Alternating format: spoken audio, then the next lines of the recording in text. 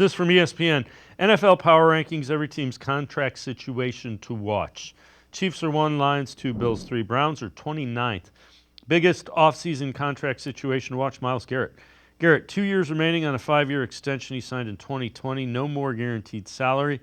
With another 14-sack season on his resume, would appear the right time for a new deal. Again, places him highest paid pass rushers in the NFL. In recent weeks, he has voiced his plan to see Browns offseason plans before further committing to the organization. When I heard that, what he's telling them is, I don't want to overhaul the roster.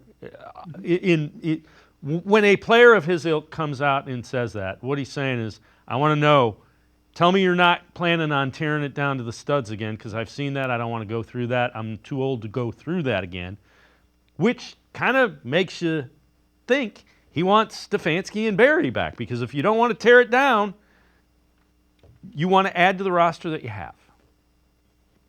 And I'm so glad that he did that, though. I in my opinion, if your best player can't come out and raise the expectations and be the standard bearer and tell you what he expects, then who could?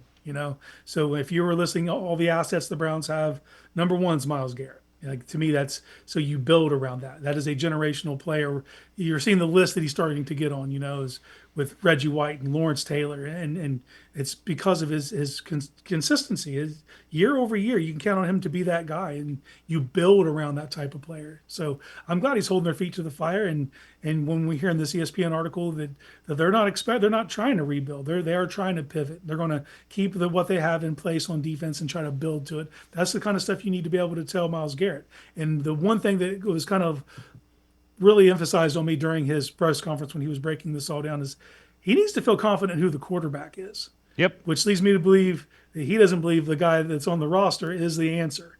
Or you wouldn't be talking like that. So for me, you got to make him feel comfortable that you're going to be able to put something together on the opposite side of the football that can help the defense out. That's going to give them time to rest. It's going to put up points on the board, and he wants to hear that plan. And I think he's owed that. And I might catch heat for this, but I wish Joe Thomas would have had a little more of that in him. As good as he was. Just let him know what your standard is, and you guys have to meet this in order for me to be happy with where I'm at.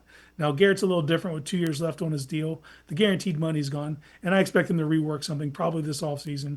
But if they have to have those conversations first, that's a good thing, because I want him to feel good about where he's at in this spot in his career. And they need to bring something on the offensive side of the ball and just to complement this defense, because if not, man, it's going to be lopsided. So I'm glad Myles took the stance that he did.